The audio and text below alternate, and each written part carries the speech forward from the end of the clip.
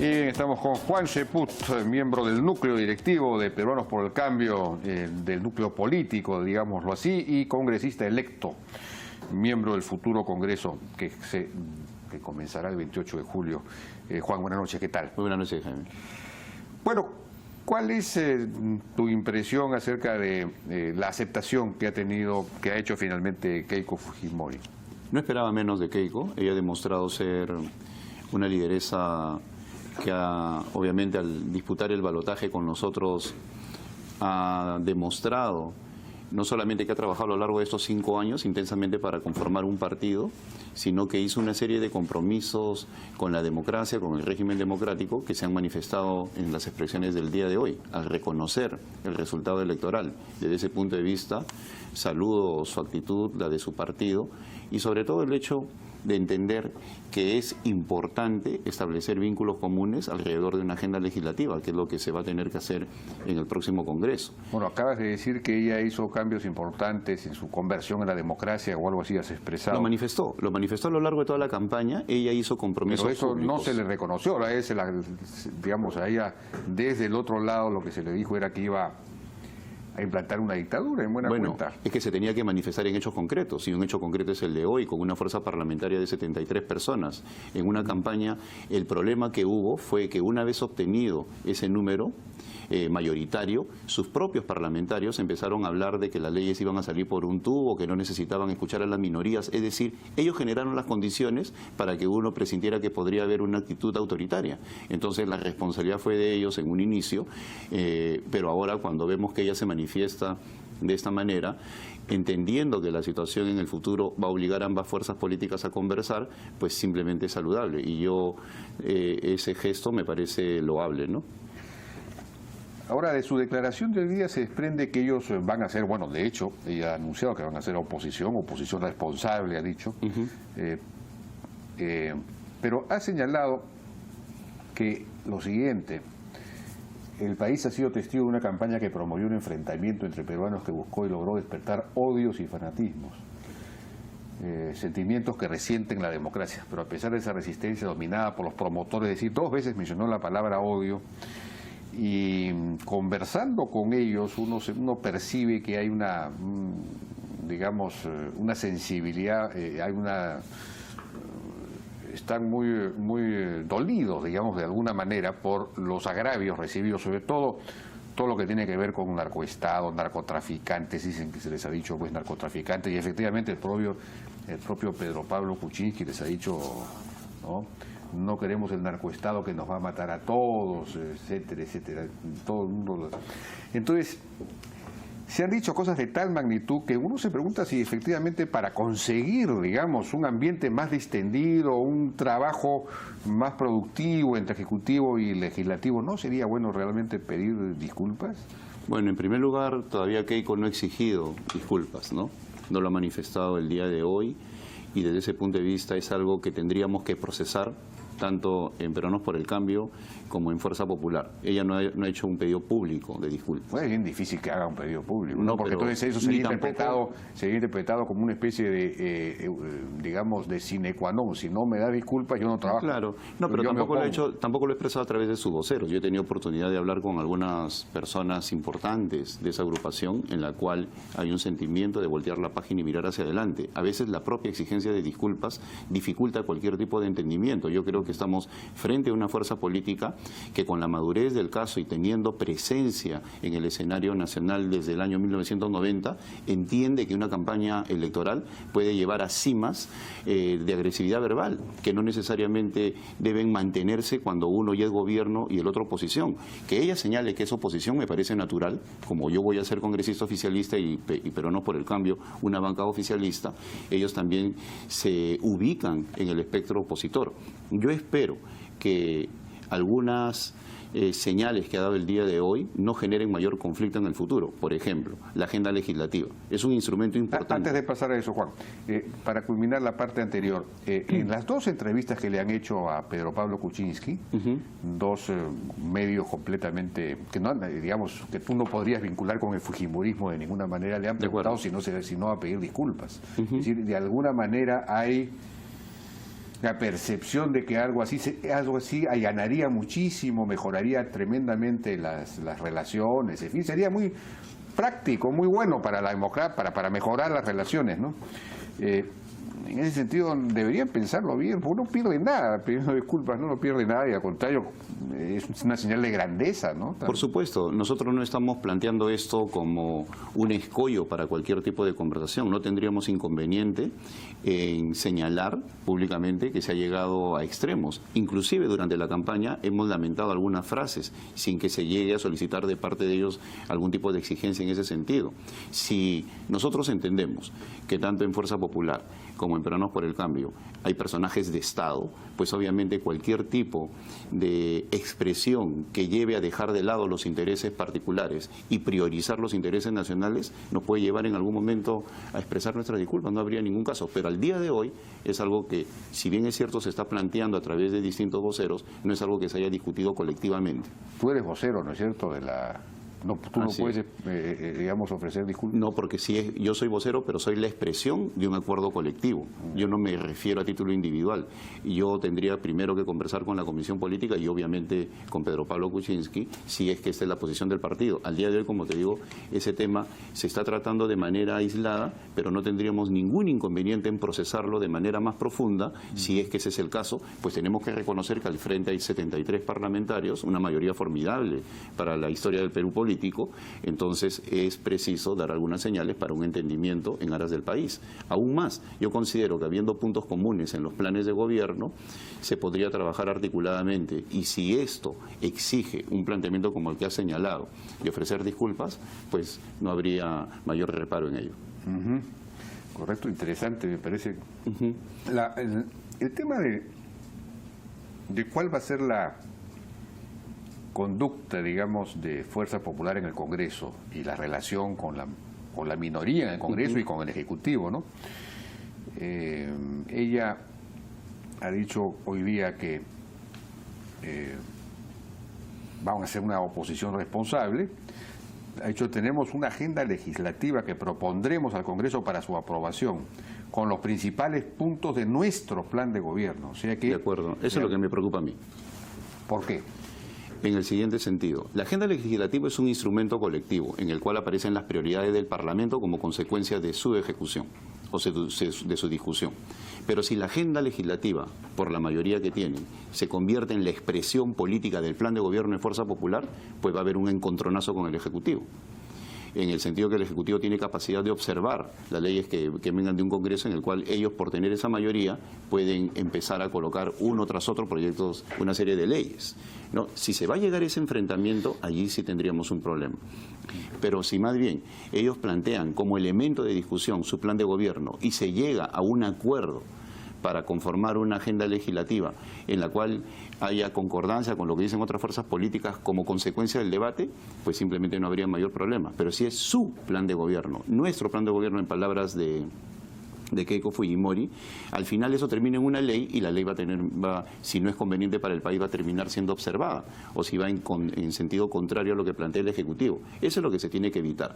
Por eso es importante que agrupaciones como el APRA, que tienen un oficio parlamentario, se ofrezcan a hacer una especie de bisagra entre diversos grupos políticos para que de esta manera se entienda que si se llega a ese nivel de inmovilidad, de plantear desde el legislativo leyes que van en contra de lo que promueve el Ejecutivo, pues simplemente vamos a estar en problemas. Y yo no creo que en un momento como el actual, en el cual requerimos dar lineamientos muy precisos para reformas, leyes orgánicas, etcétera, que el Perú necesita para entrar en buen pie al bicentenario, o simplemente para colocarse en mejor posición frente a los desafíos del desarrollo, el Congreso no se puede convertir en un elemento que se convierte en obstructor del Ejecutivo. Si uno revisa los dos planes de gobierno, y esto lo ha hecho con mucha acuciosidad Lampadia, que ha publicado un artículo, de acuerdo, sí lo he leído, ¿no es cierto?, donde es increíble la cantidad de coincidencias que hay en términos de reformas, de leyes, de medidas que hay que adoptar.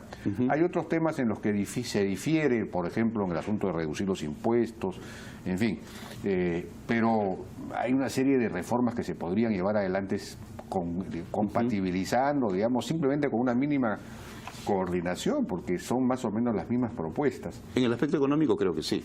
En el aspecto económico, en realidad el Perú ha votado por un tipo de modelo. Eso es indiscutible desde el momento que pasan estas dos fuerzas políticas a la segunda vuelta.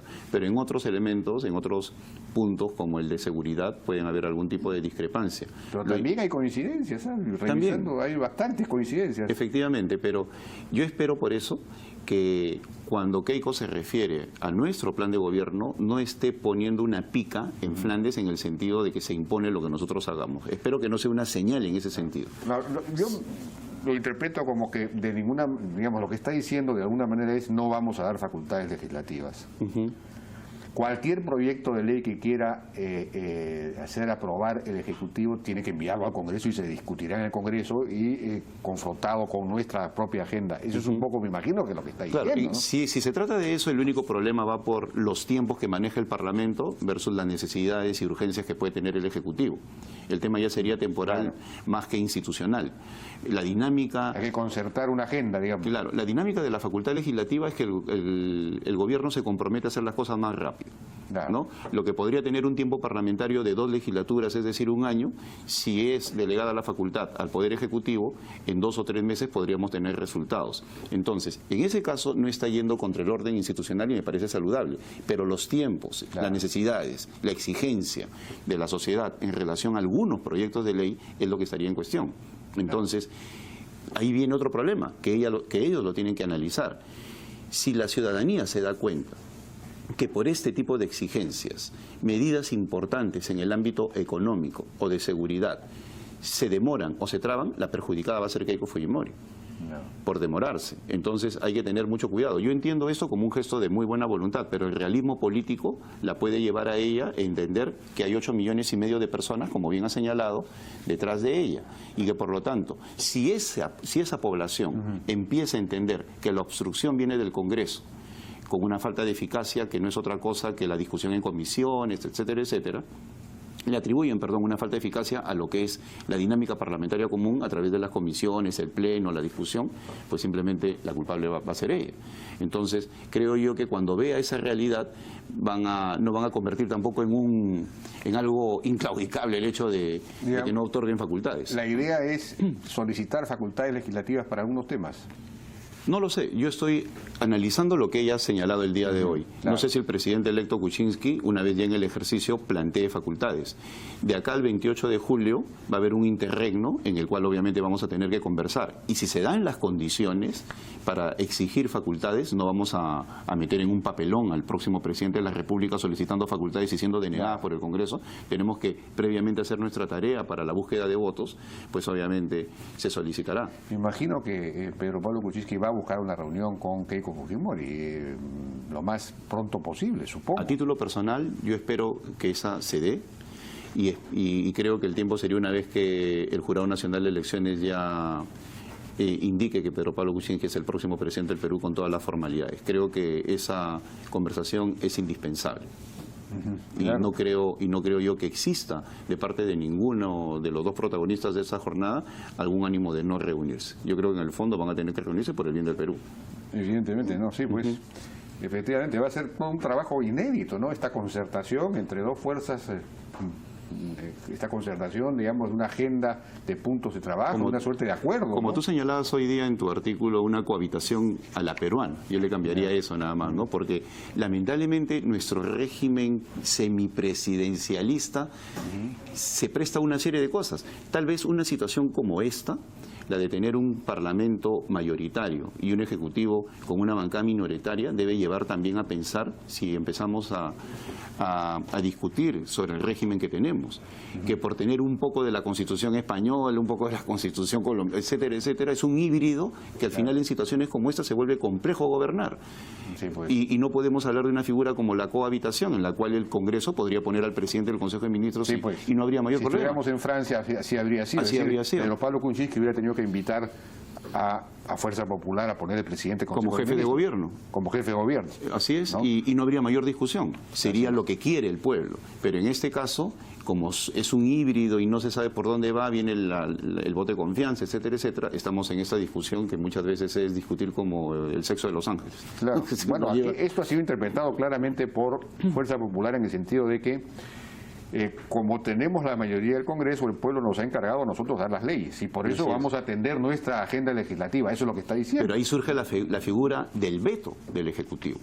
En ausencia de un Senado, como es en el Perú, el veto del Ejecutivo puede llevar al inmovilismo. Y hay antecedentes en nuestro país. Recordemos lo que pasó con Alberto Fujimori entre el 90 y el 91, cuando una serie de proyectos de ley eran rechazados por el Poder Ejecutivo y emanaban de un Congreso en el cual el fujimorismo tenía minoría. De acuerdo, pero el veto acá, a diferencia de muchos otros países, se supera con la insistencia de solamente la mitad más uno de los miembros legales del Congreso. De acuerdo. Entonces no hay veto, pues si tienes una mayoría del 73%, el veto o la observación no va a funcionar. Pero empieza ese es un cambio constitucional que habría que hacer. De acuerdo, no sé si es constitucional o es legal, no lo sé. Pero empieza un enfrentamiento innecesario entre lo que plantea el Ejecutivo. Eso es lo que se tendría que evitar sobre la base de un entendimiento con una agenda legislativa que refleje los intereses del Ejecutivo y también los intereses de las bancadas parlamentarias. ¿Por qué no? Sí, pues. Bueno, y hay una serie de temas que están en los planes de gobierno, pero lo que no está en ninguno de los planes de gobierno es la reforma política, por ejemplo, que es algo que el Congreso también debería abordar desde el principio, porque si no se hace al principio, después ya no se puede hacer. De acuerdo. Y sin embargo no se ha avanzado, ahí habría que formar alguna clase de equipo de especialistas o trabajar sobre la base del aporte de transparencia. ¿Qué han pensado sobre eso? Bueno, acá a título personal, porque efectivamente no está en el plan de gobierno, se trató luego como consecuencia de la exigencia de algunos organismos de la sociedad civil, pero sí hay personas interesadas en impulsar una reforma política, dentro de ellas el que habla. He tenido oportunidad de hablar con organismos internacionales y con algunas embajadas sobre el tema, inclusive con la misión de la Unión Europea he tratado este tema en específico. Y yo sí creo que existen en estos momentos parlamentarios electos en todas las bancadas dispuestos a impulsar la gran reforma política que el Perú necesita. ¿Cuál es la posición que yo tengo? Todavía no discutida con el partido.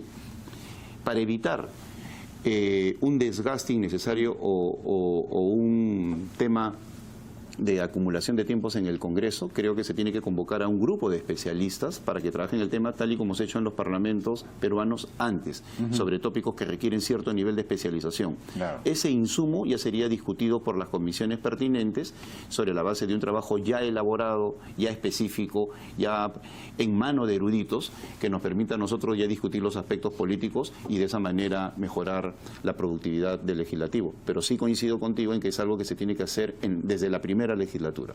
Pues ya entramos en el año 2017 en un año electoral nuevamente. Así es, así es. Por el ámbito regional, ¿no? Bueno, por último, el tema de el propio Pedro Pablo Kuczynski lo ha señalado, los ministros tendrían que tener una llegada a otras bancadas, sobre todo al fujimorismo. Digamos, el presidente del Consejo de Ministros es un cargo clave en este tipo de gobierno, con una oposición como la que va a haber, ¿no? Tiene que tener capacidad de diálogo con Fuerza Popular, básicamente, más que con el resto. ¿Tienen ya una idea de quiénes podrían ser? Digamos, ¿tienen candidatos? ¿Existe alguien con ese perfil? Yo creo que existen en el Perú varias personas con ese perfil, pero no me atrevería a señalar uno, pues le corresponde a Pedro Pablo Kuczynski. Yo creo que tiene que ser una persona con influencia política y de dimensión nacional. Mira, en el año 2001, cuando Alejandro Toledo piensa en Carlos Ferrero en un momento clave, Carlos Ferrero ya tenía el antecedente que en una situación compleja generó lo que se llamó la mesa multipartidaria, la mesa directiva multipartidaria, que fue criticada porque incorporaba 5 vicepresidencias o 4. Pero sin embargo fue lo que permitió manejar un Congreso en el cual Perú Posible tampoco tenía una mayoría absoluta.